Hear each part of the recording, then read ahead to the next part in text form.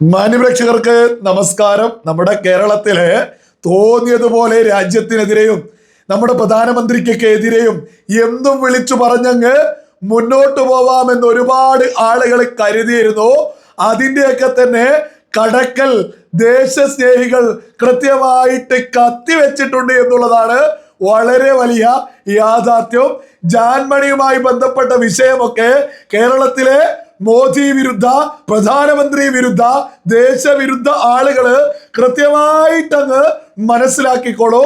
ആദ്യം ജാൻമണി എന്തായിരുന്നു വിളിച്ചു പറഞ്ഞത് എന്നത് കേട്ടു നോക്കാം. നരേന്ദ്രമോദിയുടെ ഒരു വാക്ക് എനിക്ക് നല്ല കോമഡി ആയിട്ട് തോന്നി.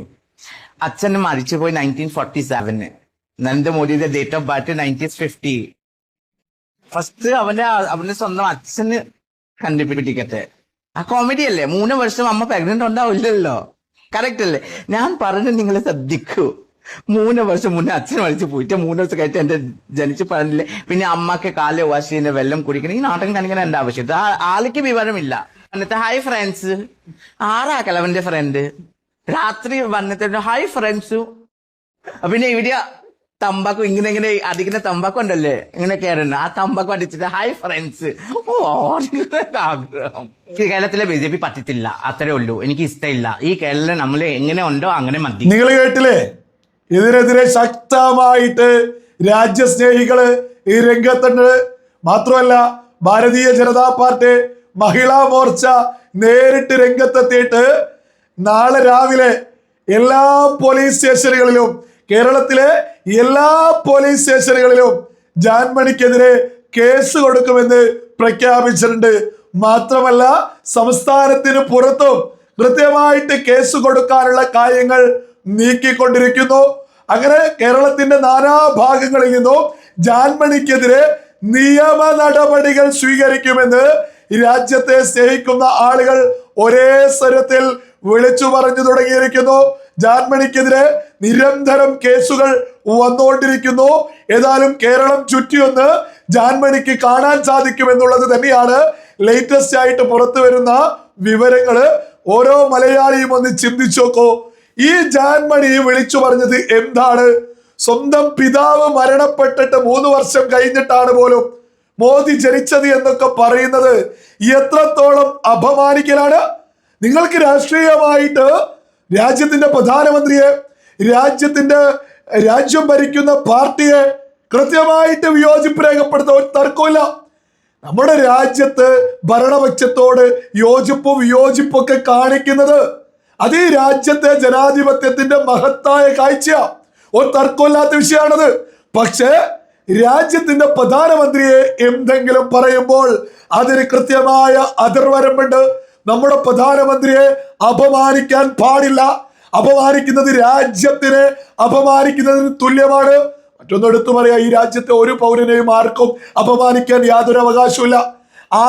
ആരെ അപമാനിച്ചാലും ഈ രാജ്യത്ത് നിയമ നടപടികൾക്ക് വിധേയനാവേണ്ടി വരും. അതായത് ഒരു പൗരൻ മറ്റൊരു പൗരൻ എന്നെ അപമാനിച്ചു എന്ന് പറഞ്ഞാൽ തന്നെ വലിയ കേസാണ് ഇവിടെ. ആ ഒരു രാജ്യത്താണ് രാജ്യത്തിന്റെ പ്രധാനമന്ത്രിയെ അങ്ങേയറ്റം അപമാനിക്കുന്നത്. ഇതൊക്കെ അപമാനിച്ച് ഈ ജാൻമണിയൊക്കെ എന്തിനാ രംഗത്തെത്തുന്നത്? കേരളത്തിൽ ഇതിനൊക്കെ വലിയ മാർക്കറ്റാണ് എന്ന് കരുതി ആ കാലമൊക്കെ കേരളത്തിൽ കഴിഞ്ഞു. ജാൻമണി, ആ കാലമൊക്കെ കഴിഞ്ഞു. കേരളത്തിൽ പ്രധാനമന്ത്രിക്കെതിരെ, രാജ്യത്തിനെതിരെ ആര് പറഞ്ഞാലും അവരെ ഒന്നും വെറുതെ വിടില്ല. അവരെ രാജ്യത്തിന്റെ നിയമ നടപടികൾ അവർ സ്വീകരിക്കേണ്ടി തന്നെ വരും. അവർ രാജ്യത്തിന്റെ നിയമ നടപടികൾ സ്വീകരിക്കേണ്ടി തന്നെ വരും. ഇവിടെയുള്ള രാജ്യസ്നേഹികൾ കൃത്യമായിട്ട് കേസ് കൊടുക്കും. ജാൻമണിക്ക് മറ്റൊരു കാര്യം കൂടി അങ്ങ് ഓർമ്മിപ്പിച്ചു തരാം. ഒരു സനൂഫി എന്ന് പറയുന്ന വ്യക്തി ഉണ്ടായിരുന്നു. ഈ സൗദി അറേബ്യയിൽ നിന്നായിരുന്നു. ഓപ്പറേഷൻ സിന്ദൂർ സമയത്ത് നമ്മുടെ രാജ്യത്തെ 26 പേരെ പാകിസ്ഥാൻ ഭീകരർ കൊലപ്പെടുത്തി നമ്മുടെ രാജ്യത്തെ സഹോദരിമാരുടെ സീമന്തരേഖയിലെ സിന്ദൂരം മായ്ച്ചതിന് നമ്മൾ ഓപ്പറേഷൻ സിന്ദൂരിലൂടെ മറുപടി കൊടുത്ത് പാകിസ്ഥാനെ കണ്ടം തുണ്ടമാക്കുന്ന സമയത്ത് സൗദി അറേബ്യയിൽ നിന്നിട്ട് മലപ്പുറത്തെ ഒരു മലയാളി സനൂഫ് എന്ന് പറയുന്നവൻ കമന്റുമായിട്ട് വന്നിരുന്നു നമ്മുടെ രാജ്യത്തിനെതിരെ. ഇവിടെയുള്ള രാജ്യസ്നേഹികൾ, കേരളത്തിലെ രാജ്യസ്നേഹികൾ കൃത്യമായിട്ട് കേസ് കൊടുത്തു. ഇന്ന് ഒരു വർഷത്തിന് ശേഷം ഈ സ്വരൂപ് കാലിക്കറ്റ് എയർപോർട്ടിലേക്ക് കാലി കുത്തുന്നത്. സ്പോട്ടിൽ ഇടുക്കി പോലീസ് തൂക്കിയെടുത്തിട്ടുണ്ട്. ഇപ്പൊ ഈ ജയിലിലേക്ക് അങ്ങ് തള്ളിയിട്ടുണ്ട്. ഇടുക്കി ജയിലിലേക്ക് കാലിക്കറ്റ് എയർപോർട്ടിൽ കുത്തിയ സമയത്ത് തന്നെ എടുത്ത് തൂക്കിയിട്ട് ഇടുക്കി ജില്ലാ ജയിലിലേക്ക് അങ്ങ് മാറ്റിയിട്ടുണ്ട്. ഇടുക്കിയിൽ നിന്നായിരുന്നു ആദ്യം പരാതി പോയത്. ഇപ്പോ ജാൻമണിക്കെതിരെയും കേസ് കൊടുത്തിട്ടുണ്ട്. ജാൻമണി മാപ്പൊക്കെ ആയിട്ട് വന്നിട്ടുണ്ട്. അതെന്ത് മാപ്പ്? അത് മാപ്പ് എന്ന് പറയാൻ സാധിക്കോ? മറ്റൊന്ന് കേരളത്തിലെ സകല പ്രമുഖ മാധ്യമങ്ങളോട് മോദിയെ അപമാനിച്ചു എന്ന് ആരോപിക്കുന്നു എന്നൊക്കെയാ ഉറപ്പില്ലാതെ ഇവിടെയുള്ള കുറെ മാധ്യമങ്ങൾ വിളിച്ചു പറയുന്നത്. ആരോപിക്കുകയാണ് ഇതൊക്കെ. ജാൻമണി വിളിച്ചു പറയുന്നത് എന്താണ് എന്ന് സകല മലയാളികൾ കേട്ടിട്ടുള്ളതാ. അതാ ഞാൻ ഒന്നുകൂടി എടുത്തങ്ങ് മുന്നോട്ട് വെച്ചത്. ഇവിടെ മലയാള മാധ്യമങ്ങള് എന്തോ മോദിക്കെതിരെ എന്തോ വിമർശനം നടത്തി എന്നതുപോലെയൊക്കെ വാർത്ത കൊടുക്കാൻ ശ്രമിക്കുന്നുണ്ട്. ഇത് രാജ്യത്തിന്റെ പ്രധാനമന്ത്രിയെ അപമാനിച്ചതാണ്, രാജ്യത്തെ അപമാനിച്ചതാണ്. അതിനെതിരെ രാജ്യത്തുടനീളം മിക്കവാറും കേസുണ്ടാവും എന്നൊക്കെയാണ് കേട്ടോണ്ടിരിക്കുന്നത്. BJP നേതാവൊക്കെ കൃത്യമായിട്ട് പ്രഖ്യാപിച്ചിട്ടുണ്ട്. പുറത്തും കേസ് കൊടുക്കാൻ എങ്ങനെ സാധിക്കും എന്നുള്ളതിനെ കുറിച്ച് അന്വേഷിക്കുന്നു എന്നൊക്കെ. ഈ കോക്രോച്ച് ജനതാ പാർട്ടി ഈ സമരവുമായിട്ട് എത്തിയതോട് കൂടിയിട്ട് കേരളത്തിൽ നിന്ന് മാളത്തിൽ നിന്ന് തല പൊക്കിയ കുറച്ച് ജിഹാദികളെ പിടിക്കപ്പെട്ടിട്ടുണ്ട്. ജിഹാദികളും പൊങ്ങി വന്നിട്ടുണ്ട്. നിങ്ങൾ അതൊന്നും കേട്ടു? അലി അംജദ്, വയനാടാണ്.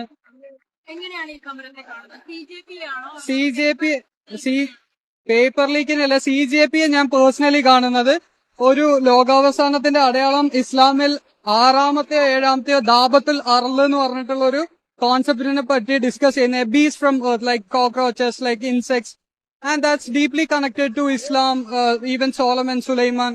And as far as I'm concerned, as a deep religious Muslim, I see it as a sign of end times. That's what I feel. കണ്ടില്ലേ, ലോകം അവസാനിപ്പിക്കാനും രാജ്യം അവസാനിപ്പിക്കാനും പ്രധാനമന്ത്രിയെ തെറി പറയാനൊക്കെ മലയാളം പറയുന്ന കുറെ ആളുകൾ ഈ രംഗത്തെത്തിയിട്ടുണ്ട്. അവർക്കെതിരെയൊക്കെ തന്നെ കൃത്യമായിട്ട് ഈ രാജ്യത്തെ അന്വേഷണ ഏജൻസികളും ഉണ്ട് എന്നുള്ളതൊരു യാഥാർത്ഥ്യമാണ്. ഇവനൊക്കെ എന്ത് തേങ്ങയായി വിളിച്ചു വരുന്നത് ലോകം അവസാനിപ്പിക്കാനേ. ഇവ മാത്രമാണോ?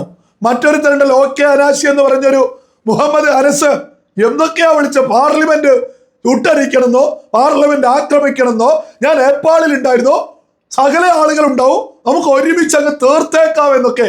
അത് ഒടുവിൽ അവനും ഈ പറയുന്ന അനസും രംഗത്തെത്തി മാപ്പും കോപ്പൊക്കെ ആയിട്ട് വന്നിട്ടുണ്ട്. ഇതിനൊന്നും ഒരു മാപ്പില്ല. ഈ രാജ്യത്തെ നിയമ നടപടികൾ ഇവരൊക്കെ തന്നെ സ്വീകരിക്കണോ?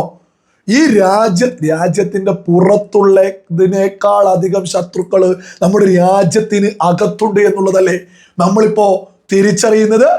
കോക്രോച്ച് ജനതാ പാർട്ടി ഇത്തരം ഒരു സമരം, ഒരു കലാപം അവര് നടത്തിയതോട് കൂടിയിട്ട് ഇവിടെ ഒരുപാട് ഈ മൈൻഡുള്ള രാജ്യത്തിനെതിരെ സംസാരിക്കുന്ന ഒരുപാട് ആളുകൾ തലപൊക്കി വന്നിട്ടുണ്ട്. ഏതായാലും ഈ സമരം കൊണ്ട് രാജ്യത്തെ അന്വേഷണ ഏജൻസികൾക്ക് കുറച്ചുകൂടി കാര്യങ്ങൾ എളുപ്പമായിട്ടുണ്ട്. മാളത്തിൽ ഒളിച്ചിരുന്ന ആളുകളൊക്കെ വിസർജിച്ച് പത്തി പൊക്കി ചാടി വീഴലൊടിയിക്കുന്നു. ഇതൊക്കെ തന്നെ സകല മലയാളികളും തിരിച്ചറിയാം. രാജ്യത്തിനെതിരെ പറഞ്ഞു കഴിഞ്ഞാൽ, രാജ്യത്തിന്റെ പ്രധാനമന്ത്രിക്കെതിരെ പറഞ്ഞു കഴിഞ്ഞാൽ ഒരു മാപ്പും ഒരു രാജ്യസ്നേഹിയും അംഗീകരിക്കില്ല.